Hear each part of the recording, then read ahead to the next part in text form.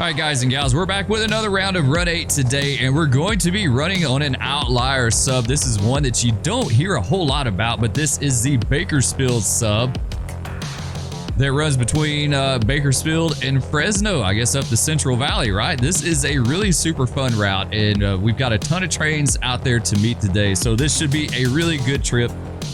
Let's go ahead and get back to our train here. We're going to be running the Rick Blue today, which is an empty auto rack train. I love auto rack trains. They're fun to run. They're like light, they're fast, easy to run. Well, the empty ones, I'll say the empty ones. The loaded ones are kind of heavy, but they're just nice trains to run. But either way, that is our train for today.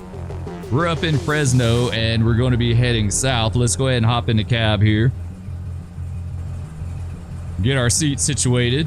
We got our windows open. We've got our AC going, our poor man's AC, even though these are air-conditioned units, but a lot of times they didn't work. At least when I worked for the railroad, we had units with AC. A lot of times it just flat out didn't work. So, all right, let's get the handbrake release. Let's put her in a forward and let's come out on the throttle, give some headlight with H.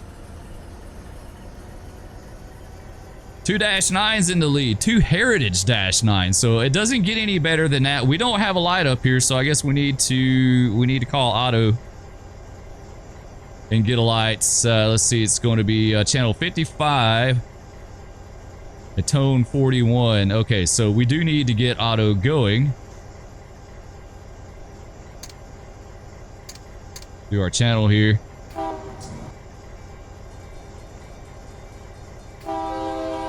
All right, star 41, DTMF.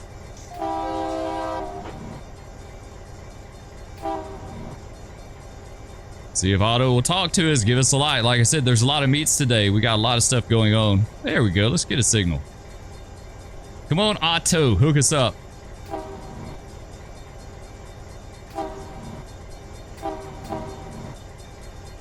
Uh, 10-4. All right, let's see if he actually gets us a light. So he's probably having to figure out, he's like, man, we got a bunch of trains out here. What am I going to do?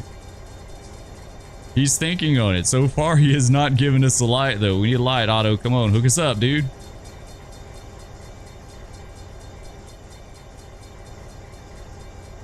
Yeah, so far, no bueno. What are you doing, Otto? Don't make me intervene, okay? We will intervene if we have to.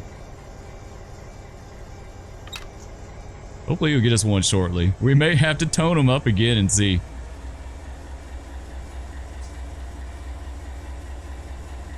Alright, we've got some trains moving, so that's a good thing.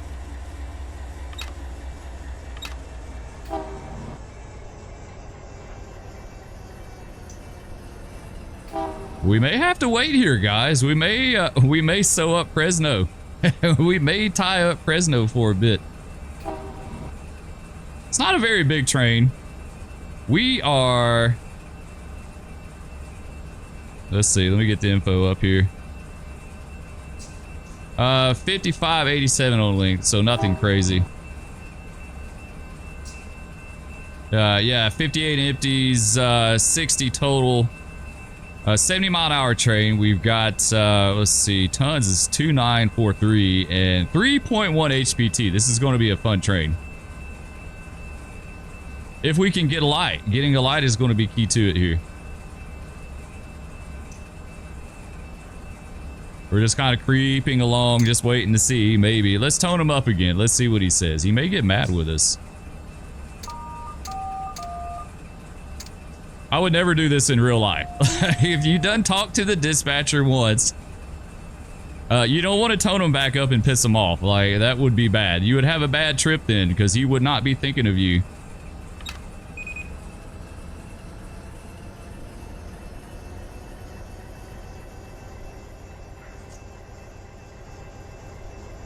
I heard you the first time. Yeah, he's getting a little snippy with us.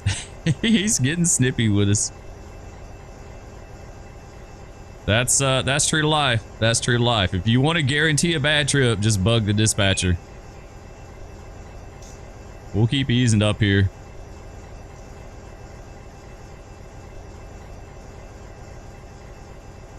Yeah, I think we're just going to have to set the brakes up and stop for a minute, guys. I don't know what's Otto doing. I don't really want to peek. I don't want to cheat. Like, if you're on a train in real life, you don't really have an idea of what's going on. I mean, you kind of do. Like, I used to print out a whole bunch of stuff that would, like, basically tell me the lineup. It would tell me I had, like, what crews were in the motel. Like, we had all kind of information. That way, we knew exactly what was going on. Yeah, let's get some air.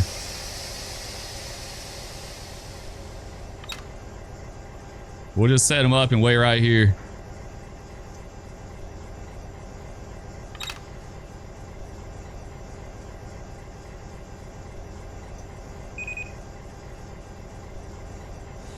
There we go. All right, out of the throttle. Go max independent. And I think what we're going to do is go ahead and release the big brake. We'll let it come on down and then we'll release it and then we'll be set. That's the great thing about this route is it's relatively flat.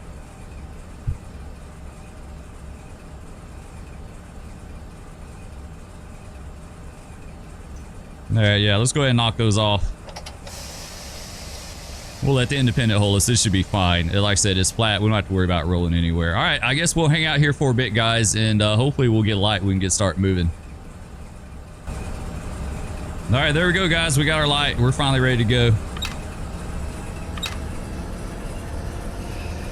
Already using off the independent here.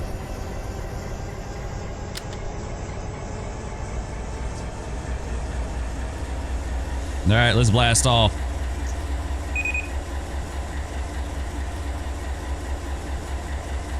Uh, 30-mile-an-hour track here, and we've got, what is that, an approach diverging? Something like an approach diverging? That's what I'm going to call it. I'll be the first to tell you, I'm not a BNSF guy.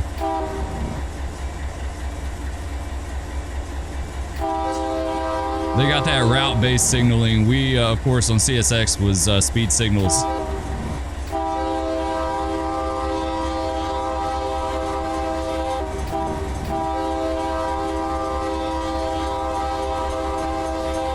All right, let's get our tags up too so we can see exactly where we're at.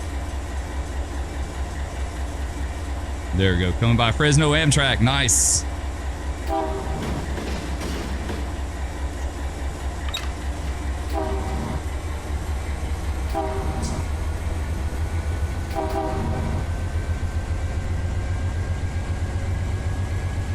All right, I think we're set for a little bit.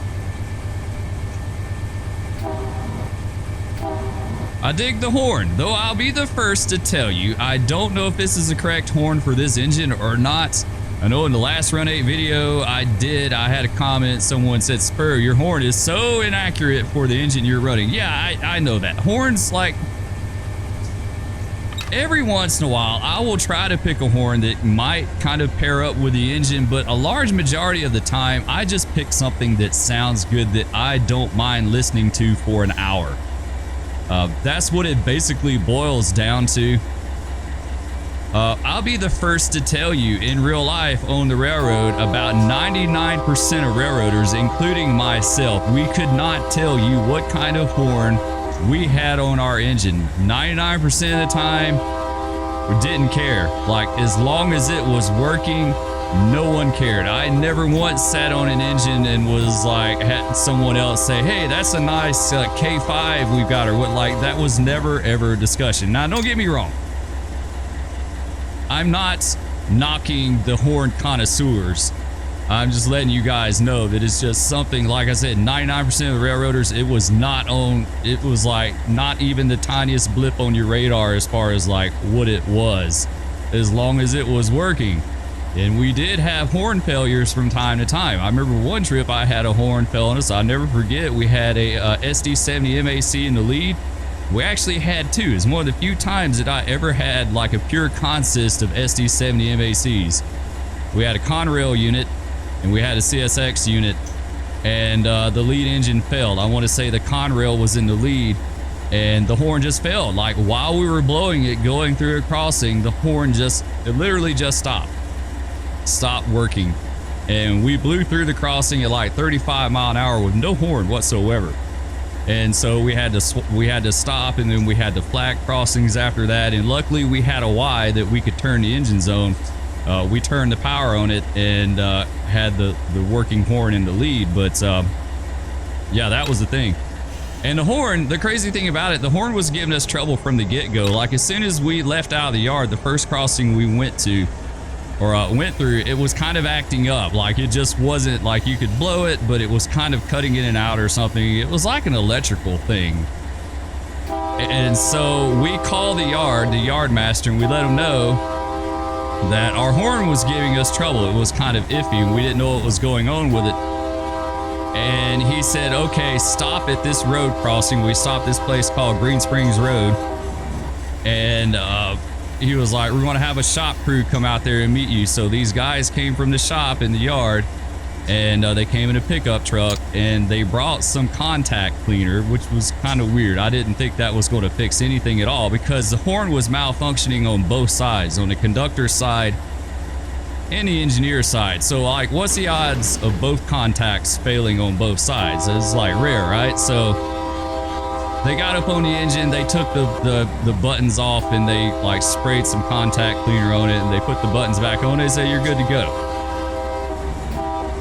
So we went on about our business, and then the horn just completely failed. So it was something major. It wasn't something minor like that, but yeah, it happens. It happens. But going back to the whole railroader thing, like I said, horns, not, like I said, never a discussion about horns. Every once in a while you may say, hey man, that thing is really loud. You know, it's a really loud horn or something like that, or it's aggravating or annoying, or it doesn't sound good or something like that. But you know, a lot of railroaders, you know, honestly just weren't rail fans. They really just didn't care. It was a job to them, and there was a long time where railroads wouldn't hire rail fans. Like, if you gave any kind of inkling that you were a rail fan, they absolutely would not hire you. They did not want people out there that were distracted by that stuff. They wanted people that focused on the job. So yeah, there wasn't a lot of rail fans. There's way more rail fans working for the railroad now than there ever was in the past.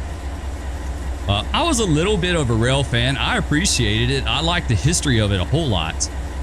I enjoyed the different consists and stuff like that. But it's like one of my bigger regrets from the railroad is that I didn't like take time to make more pictures and stuff like that. Like, once in a blue moon, I would make some pictures. My wife made some pictures when we would go through town and that sort of thing. But I didn't make any pictures. I wish I'd done some videos, but that stuff just didn't really, it just didn't interest me.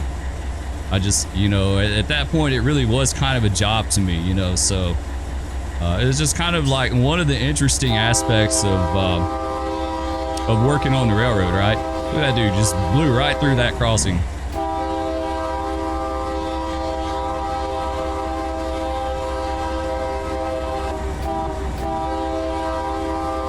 All right, so it's interesting. Otto crossed us over. I don't know what he has up his sleeve.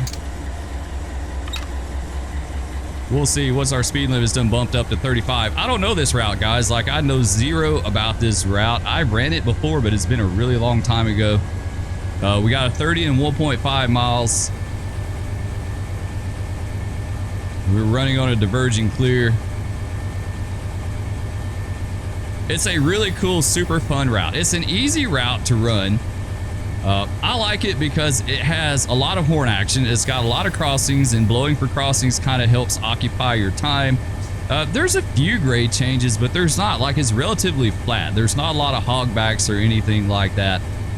There's a few speed reductions that you have to look out for. So to me, like, this is like the perfect beginner route for someone that is brand new to running trains and you're trying to learn the basics, right? Like, this is a good one because it's not too overwhelming. There's not a whole heck of a lot of stuff going on.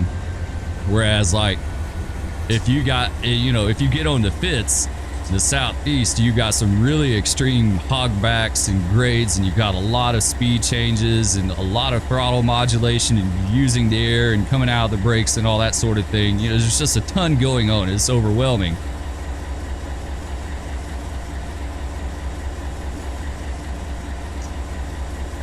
You know, for an experienced person in train simulation, that's great. I like that. I like that kind of like running by the seat of your pants because it makes the time go by really, really fast.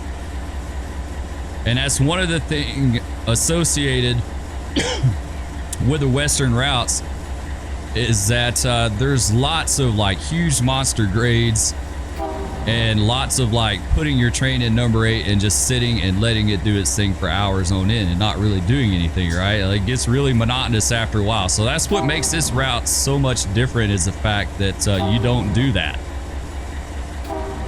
You don't put it in number 8 and just sit for hours. You have to work it a good bit. All right, go by the crew change here at Kawa. I guess that's how you pronounce it. We got it clear, so that's good. We got the 30.5 mile. I think it's going to be right up here at the other end of the yard. I think there's a crossing or something up here, maybe.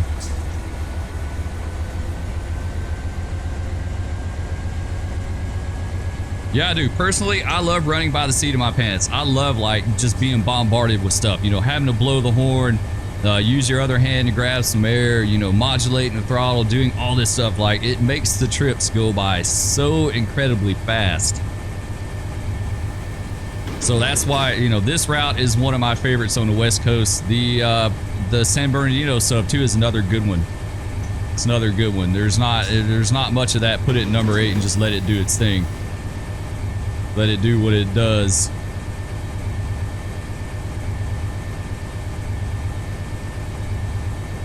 BNSF 1018, you're waiting for at least one train. So he's talking to someone out there. I wish he would tell the symbol, but I guess that's kind of true life, because BNSF, like, usually they call by unit number.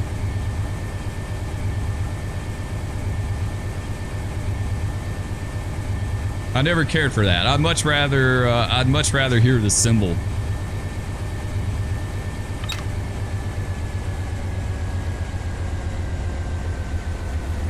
All right, so far so good, guys.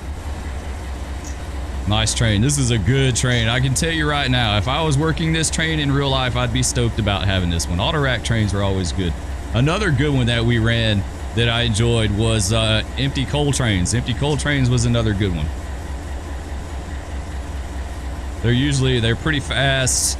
Step on and step off. You know, you didn't have to do much with them. You just got on the train, took it somewhere, and then you got off. That was basically it.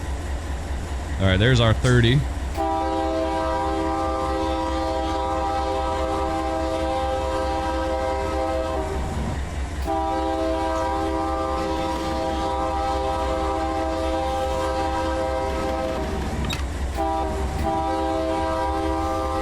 There's some more throttle here. We're slowing up just a little bit.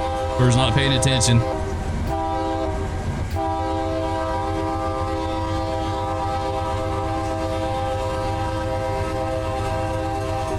All right, there's our resumed speed. We'll count that off. Fill our bell there. Yeah, our length is 55.87, so not bad. Just a little over a mile. That's actually pretty short for an auto rack train, I guess. Some ones I remember us running were about like 6,000-7,000 feet long.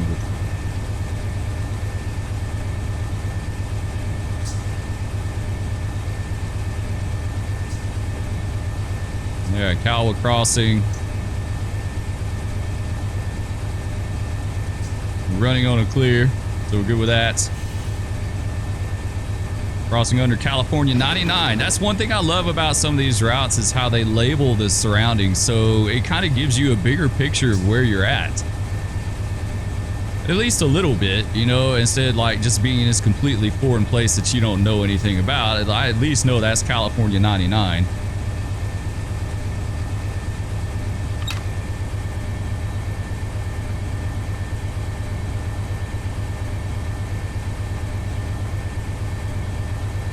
All right, we've got some meets out here. I know we do. We absolutely have some meets that are going to go down.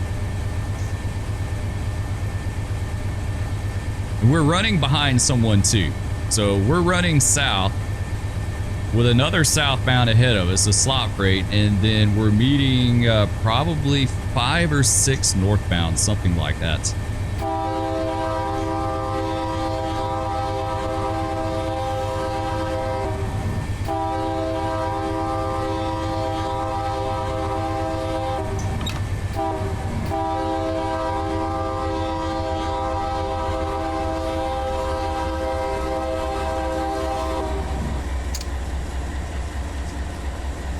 Let's see what our next light is, if we can peek it. Looks like It's something like an advanced approach. I guess that's what we would call it.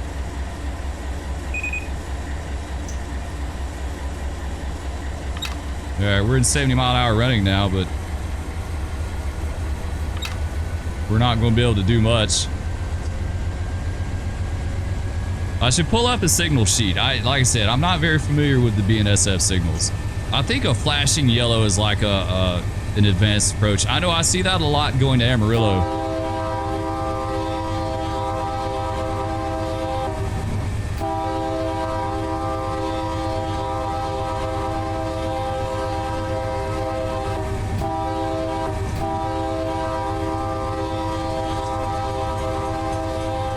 Yeah, I see the flashing yellow a lot going to Amarillo, like the highway follows alongside the tracks for a long ways, for probably, what, 50 miles, something like that.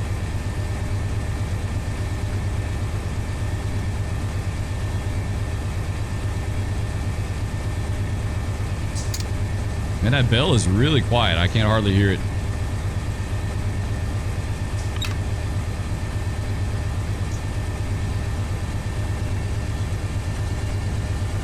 Yeah, I don't know. I'm not sure on that double yellow. We're just going to go up there looking out. We're going to go looking out. We're going to go until we see red. That's what we did. Like a lot of the guys that I ran with when we would go on the NS, we had trackage rights on them a few spots. Like we were extra careful. We were usually always way under speed and just kind of just easing along.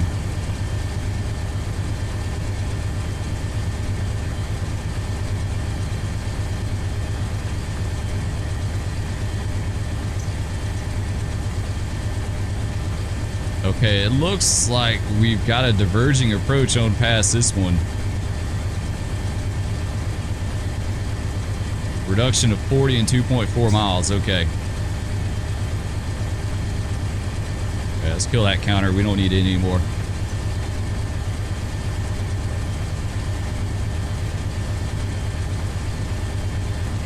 Dude, this says approach medium. Okay, that's an approach medium. Nice. Way different than my approach medium.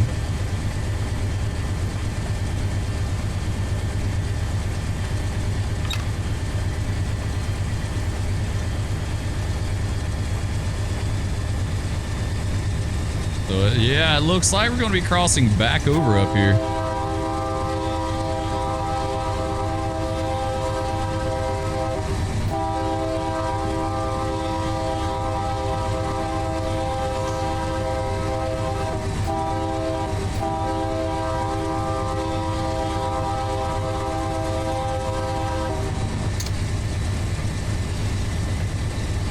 There's someone, I don't know if that's the southbound stop letting us run around them or if that's the northbound waiting on us.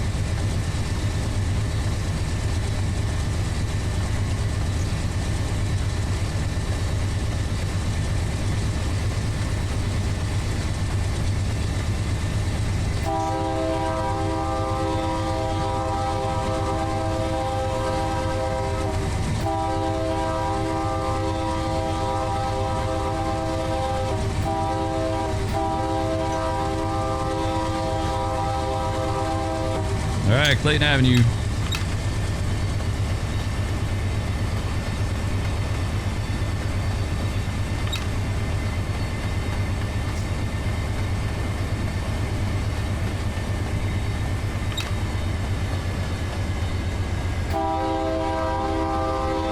Trying to decide if we want to grab a little air. Yeah, I think we're going to need to.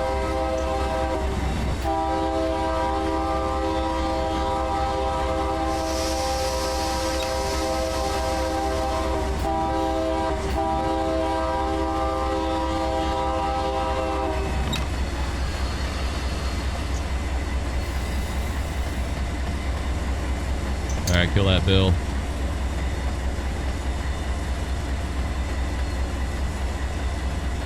Yeah, she's slowing up all right. Go ahead and knock them off. We didn't get a full set. We'll kind of flirt with disaster a little bit and see if this works out. Interesting. It did not cross us over here. What? Really? Okay, so I guess we're going in this siding up here. I totally thought we were going to be crossing over to the other main. Does that kind of make sense now that it was a 40-mile-an-hour switch?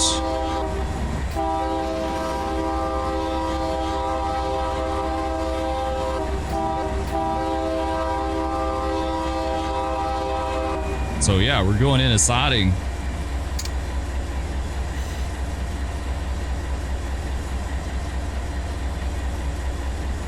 All right, diverging approach. So we're going to be stopping up here. I don't know how long this siding is. Probably 8,000 or 9,000 feet.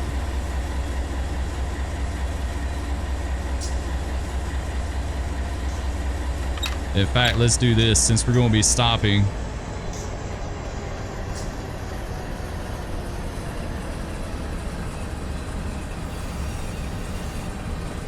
Let's go into dynamics.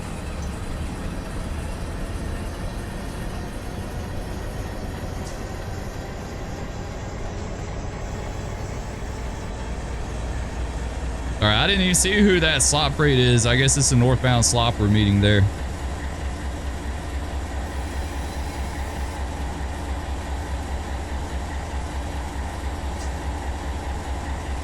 It's a nice looking train though, good one.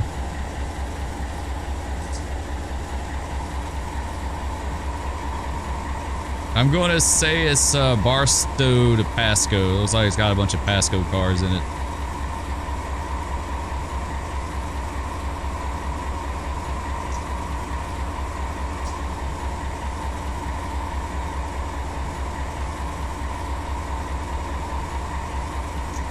Of course, I didn't count our siding off. I made an oops. I should have counted that off.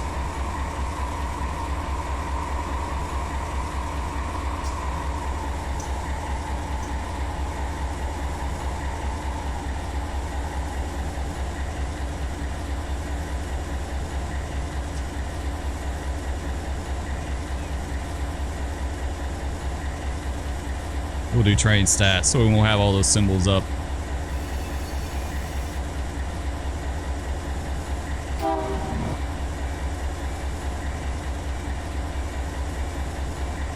Yeah, this is a really nice route. I'm really enjoying it so far. It's great with a lot of traffic.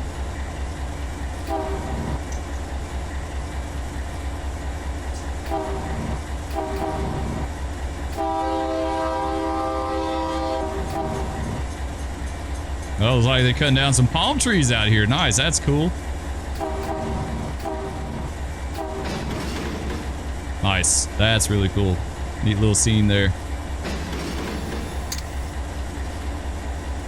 All right, I don't know where our stop signal is going to come up.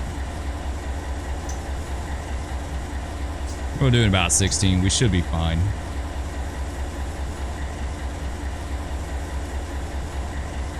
I'm going to assume it's up around this curve here.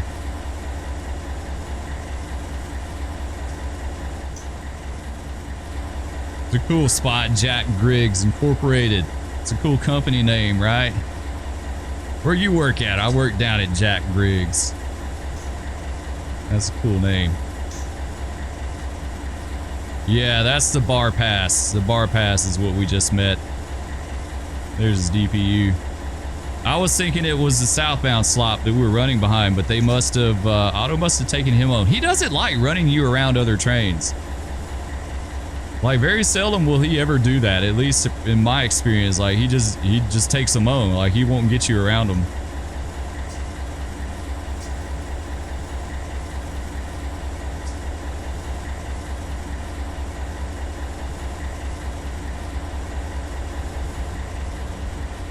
What we got here? Yeah, train looks good. Marker's working. Bar pass. There's our stop up here.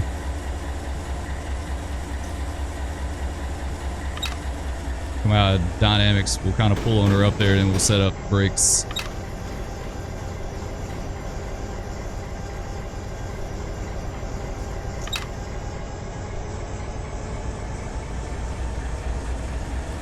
I guess really we probably need to stop short of this crossing here. It'd be the prudent thing to do so we won't make everyone unhappy.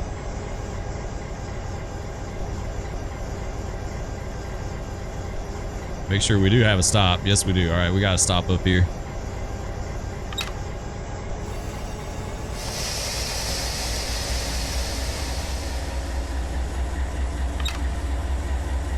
Come out, throttle a little bit, stretch it out.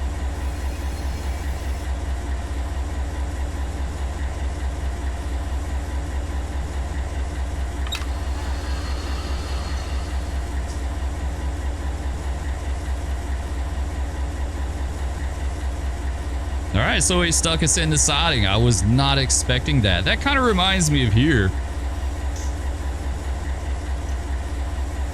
On the Transcon, it runs through town and through this area. Like, it's double main, but it wasn't always double main. And it was, you know, originally it was like single main with sidings. So you got a lot of stretches with like double main with sidings here and there. So yeah, it reminds me of that. All right. I guess we'll hang out here for a minute, and hopefully we'll be meeting someone pretty soon, and then we can go on about our business.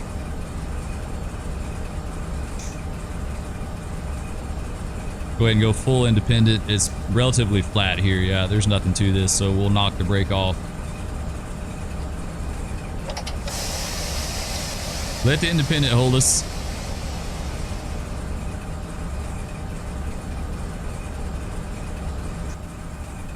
All right, guys, here's a nice view of our next meet. This is a good example that it's not, you know, it's not completely flat. Like, there are some little undulating grades. It's nothing extreme. You know, no big hogbacks or anything like that, no big sags, but it's definitely undulates a little bit. And this is going to be our northbound that we're going to be meeting here shortly. Popping over the hill there. It's a pretty cool view. I like that. So we're sitting in the siding at Bowles, waiting on this guy. The pass bar, or the bar pass, was on the main, heading north. This guy will be up here shortly. I want to say it's 40-mile-an-hour track south of here. I'm not sure. I know there's some curves down there.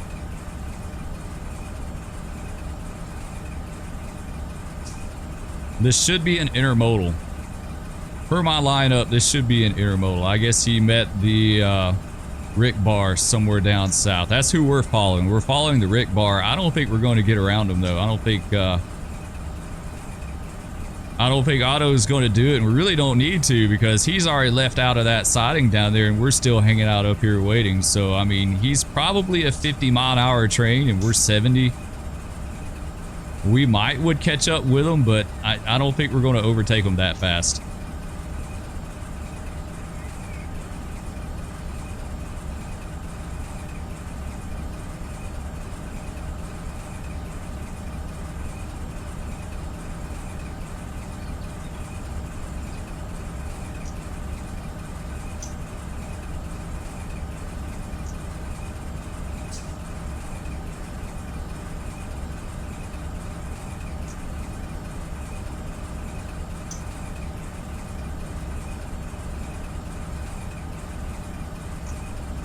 All right, here he is popping out of the little dip there. That is really cool. I love seeing like telephoto shots of trains and sags like that. I think it's really cool.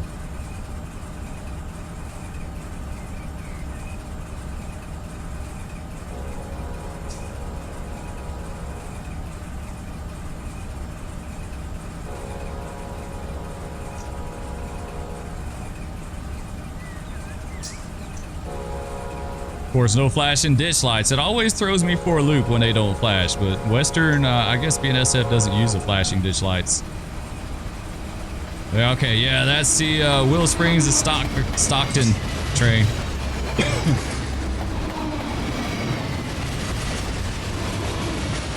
That's pretty cool. Yeah, I think he's doing more than 40, guys.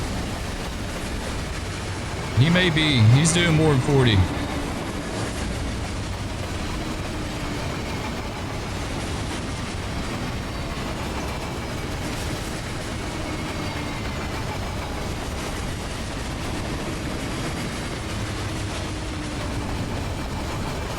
Got all those domestic containers on it.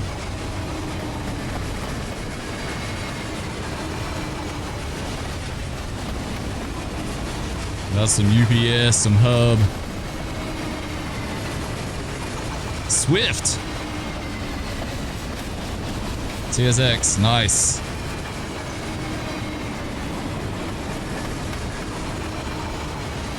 And there's his bottom coming up.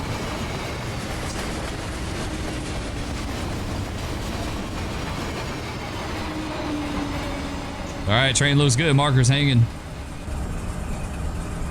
Let's hop back in, get ready to blast off here. There we go, we got a clear, nice. Not a diverging clear, interesting. Like I said, I'm not a BNSF guy. I don't know their signals that well. I really don't.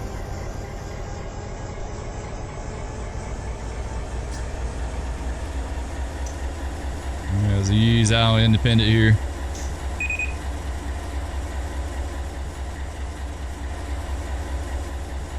Make sure we're moving okay. Yeah, all right, we're looking good.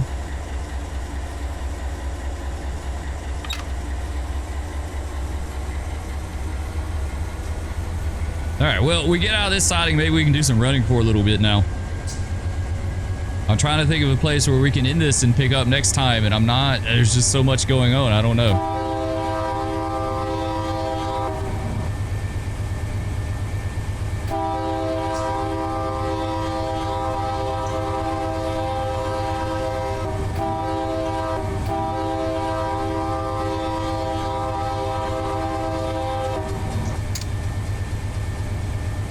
Well, this turnout down here, way it sweeps out and then back in, you can't get any more Santa Fe than that. That was like really common for them. You hear a lot of reasons as to why they did that. The big one I hear a lot was to put a signal in between the tracks. I always assumed it was because they could get a faster turnout by arranging it that way. Like you could get a higher speed turnout in there. So I don't know. Maybe some of you know. Maybe some of you can chime in.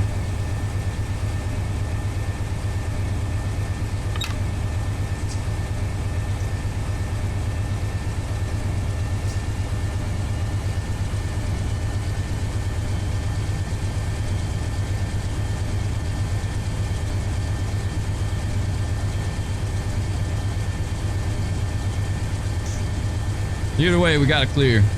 East end of Olds. I guess this is an east-west railroad. I always considered it a north-south up the Central Valley.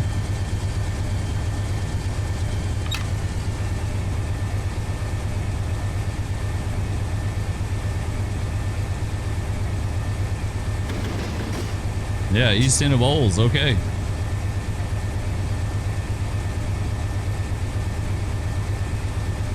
Go ahead and count that off. 5,500 feet and change.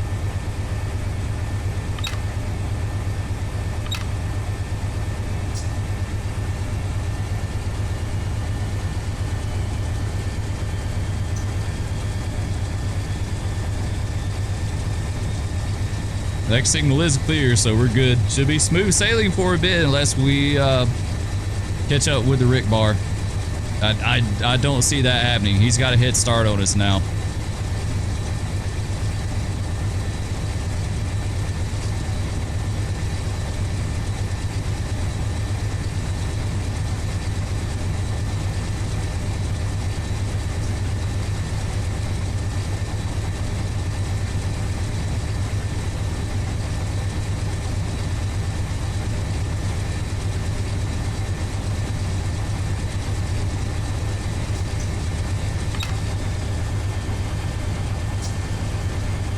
This is the end of the double track called Floral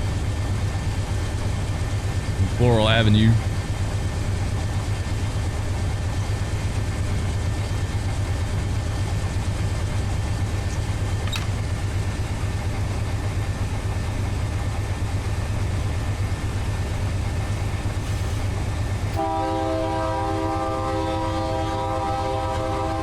We're almost clear of that side. We just got a little bit further to go.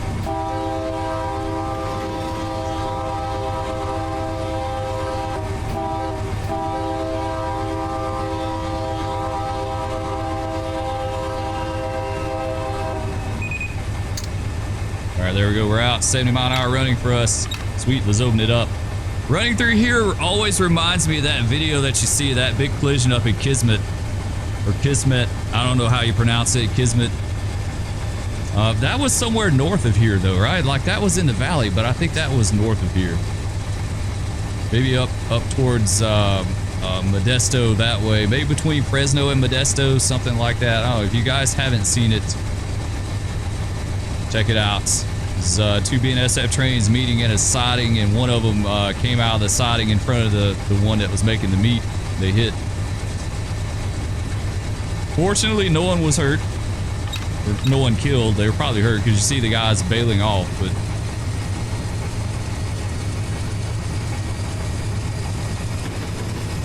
Sweet, we got some 70-mile-an-hour running. That should be good.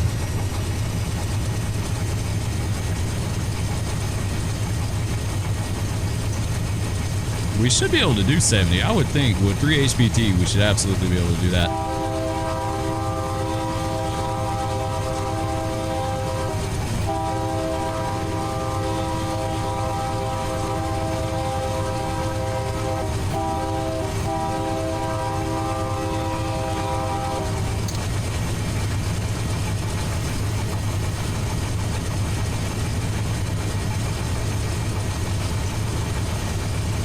Yeah, we got plenty of crossings. That's always nice. Plenty of horn action's always fun. Like I said, it's way different than like Ashby and the Needles subs.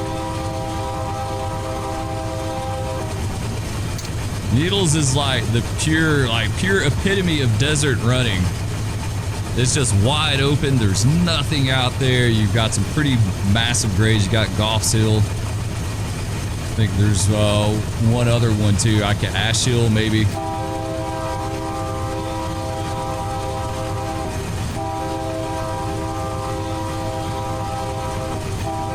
It's just double main desert running.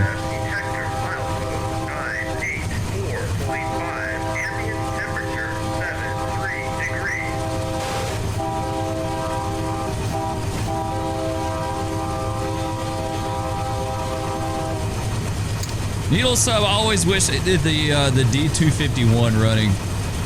D251 was directional mains. Needles was D251 up until the early 2000s, I think, before they changed it over to like full CTC. But it was directional running. And like a large majority of the crossovers they had were trailing points. So if you had to cross over from one main to the other, which was extremely rare on D251, you had to back through it. So you had to pull through the crossover and back through it to get on the other main. There was a reason why Santa Fe did that. I've heard a few different reasons, but D251 was definitely an interesting type of running. It utilized sidings. Usually the exit end of the siding had a spring switch on it, so you would line yourself in and then like go through the spring switch on the other end.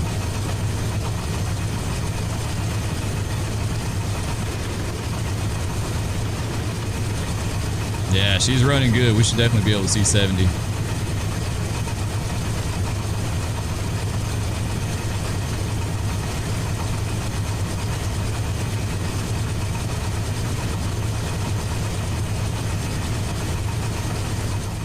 It's like, what is this, some kind of grain facility over here or something? Oh, there's a lot of hoppers over there.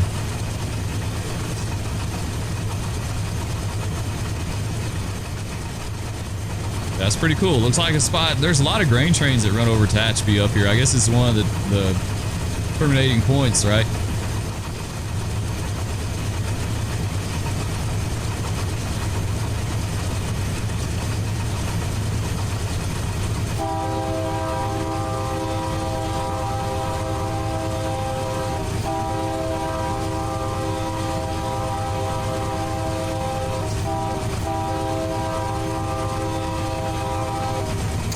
Yeah, she's running good. Man, she's running.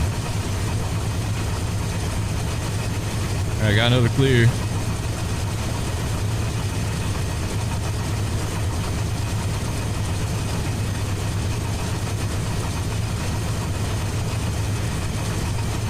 Yeah, we'll go with this for a bit, and then we'll find some place to cut it, and we'll pick up another time.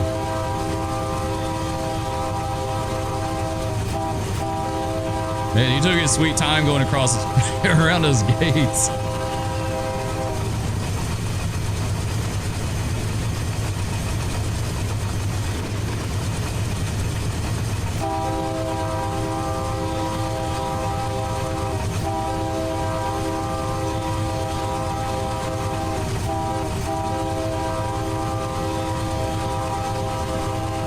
Yeah, that should be it for the crossings for a bit.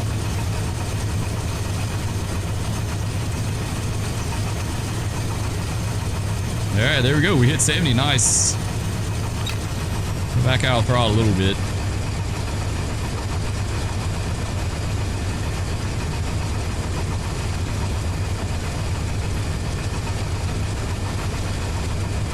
We're going to kind of bounce back and forth between 7 and 8.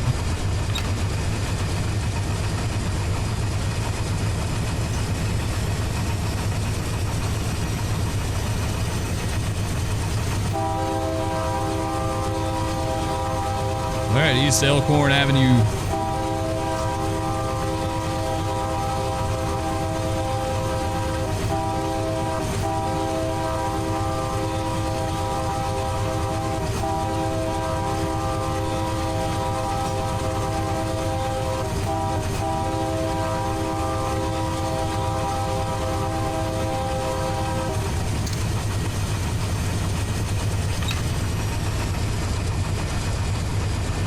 All right, another clear. I don't know what our next meet is. I know we got some more meets out there. I just don't know how it's going to play out. I think the Rick bar is long gone.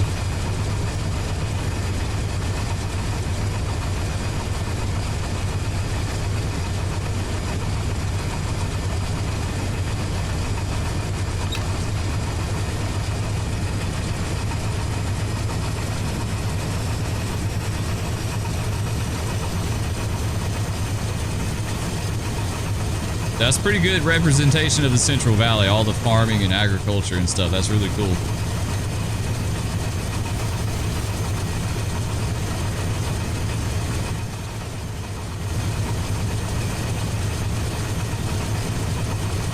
We got our counter going for 46,000 feet. Let me clear that out.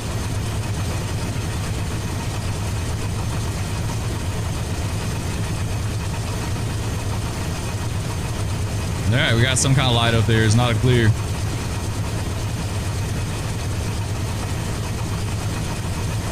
Like another approach diverging or something.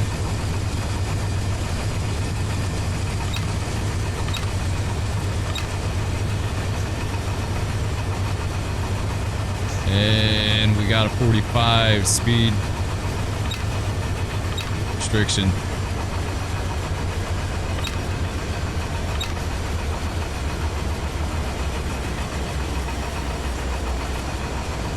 I think we're going to do, since we're moving so fast, we saw that signal in plenty of time. We're just going to get into dynamics a little bit. It's flat. We don't necessarily need the power right away, right? Like, we don't have any big climbs or sags or anything to climb out of, so we'll just...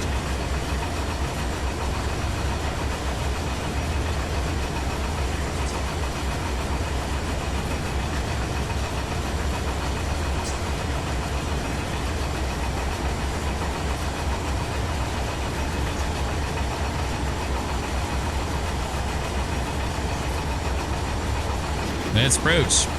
I see an advanced approach here is a flashing yellow. So I guess it just varies across the system.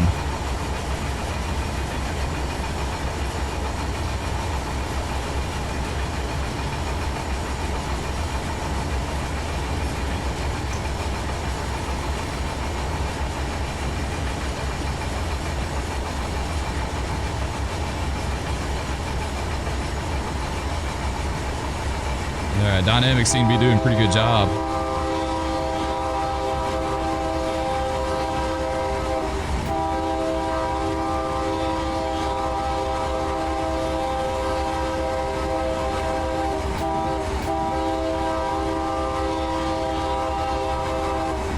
Yeah, they seem to be doing all right.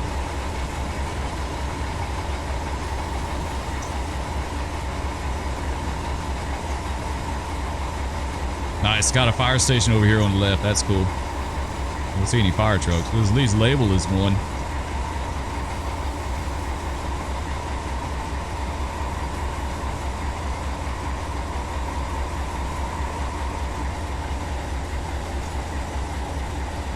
All right, here's our 45. So yeah, I knew there were some curves down here that were pretty slow. It was like they, it was good 70-mile-an-hour running, and then they throw a couple of kinks in there to slow you up.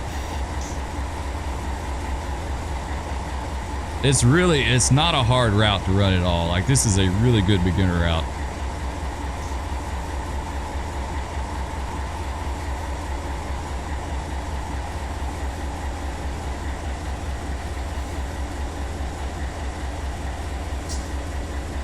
right, let's go ahead and come out of dynamics.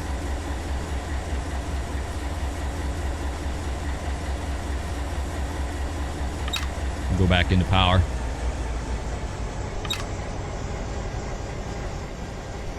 Nice, a river. I don't know what river that is. Yeah, I have no clue.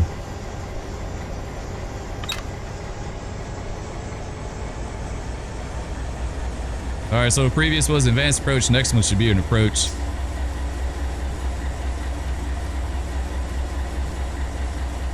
$82.10's out there, so I guess that's who we're going to meet. Yeah, it's the East-West Railroad. Oh, I could have swore like it was north-south, but those Western guys got to do everything different.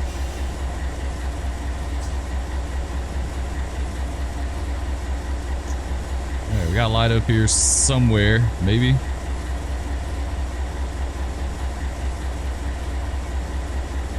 All right, there we go. Yeah, we got a diverging clear.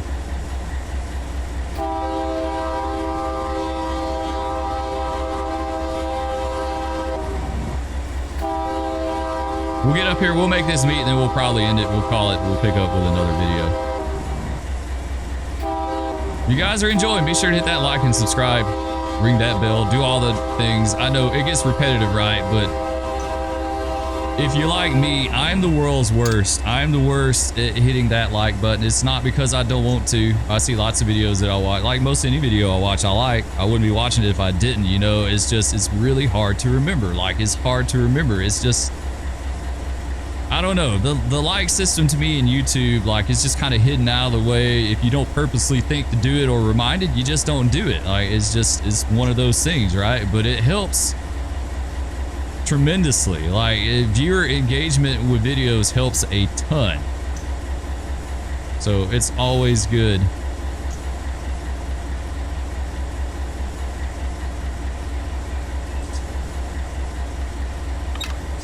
We can open throttle up a little bit. I'm not sure what this switch speed is. I think medium for them is 40, right? Maybe. I don't think it's 30. I think it's more like limited. I guess we'll find out when we get up here. It says 40.3 miles, so that's what we'll do.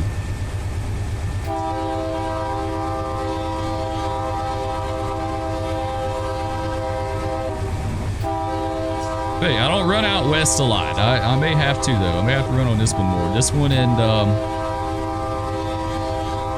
down in LA.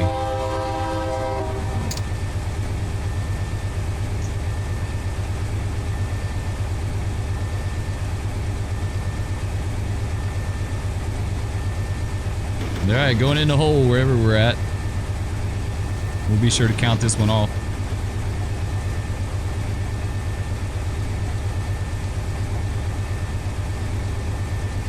All right, let's count it.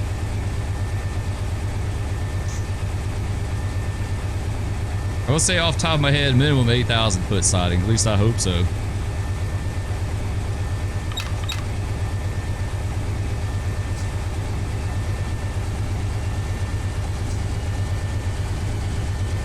This could be an in and out. Otto could be freaking out and give us an in and out. Sometimes you see that. He'll put you in the siding and then right back out. Especially if you're following behind someone. Yeah, it's an in and out. He gave us an in and out for some reason. Maybe there's something wrong with the main. Maybe he's got a track light. He couldn't get his light, so he just... We'll give him some kind of valid excuse. I don't know. We'll give him the benefit of the doubt. He did. He totally gave us an in and out here. I don't know why.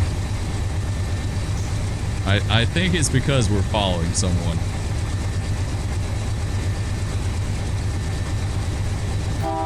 He does all right. He doesn't do too terribly bad, right? But you can't ever replace like the real thing.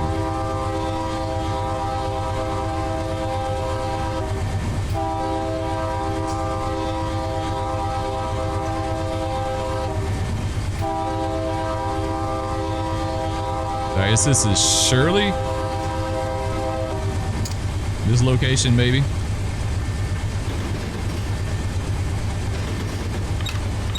All right, there we are, looking at 40.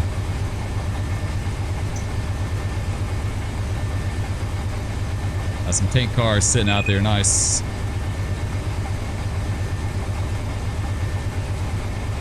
All right, we're cleared up. Doesn't matter. We're coming right back out.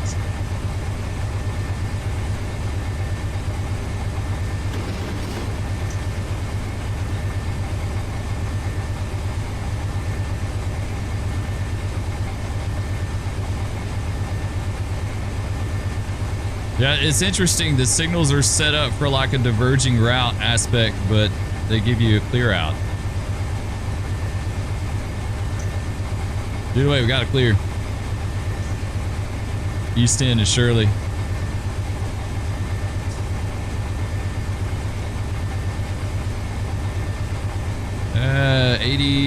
About 8,400 feet, so I wasn't too far off.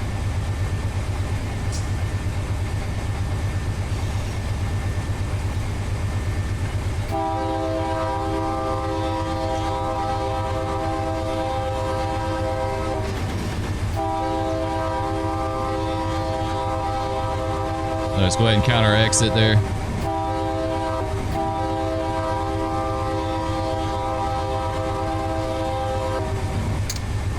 All right, as far as settings for this trip, for those that are interested or want to know how I like to run, I run with allow slippery rail, allow brake valve failures, cold weather air brake effects, which isn't a problem here. Realistic train handling, realistic independent braking, string line derailments, switch derailments, tip over derailments. Yeah, the rest of the stuff don't really matter. Right, that's pretty much how I run every time. Oh, there's someone sitting right here. Nice, okay. So he went in the whole force. Cool, all right, there's our meet. Here's our meet with our other northbound. I think this is the last for now. There may be some more out there. I have to look and see.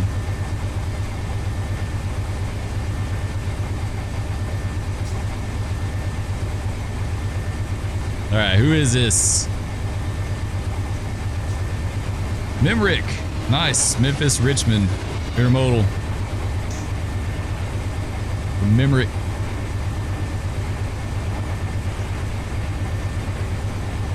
That's cool. Love it. That is so cool.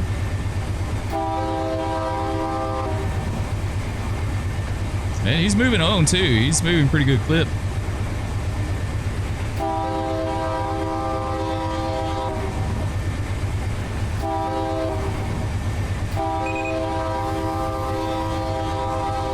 Alright, we're clear of our siding. We can open it back up. Let's watch this guy by, see what it looks like here. Lean over in our seat a little bit here. Alright, remember it looks good. Marker's hanging over. Alright guys, I think we're gonna go ahead and end this one right here, and then we may pick up with it. If you enjoyed it, like I said, leave a like and a comment below. Let me know if you want to see this route finished up. What do you think about this route? It's one of my favorite routes on the West Coast, honestly. It's just a fun route to run. Love all you guys. Thank you so much for watching, and we'll catch you on the rails next time. Peace. Powerful, I don't think. Oh, what was that? That was horrible. Slam on the brakes. If you're not sitting down, you are now. What? No, big cat, no. Stop. Oh, no, kitty, go. No.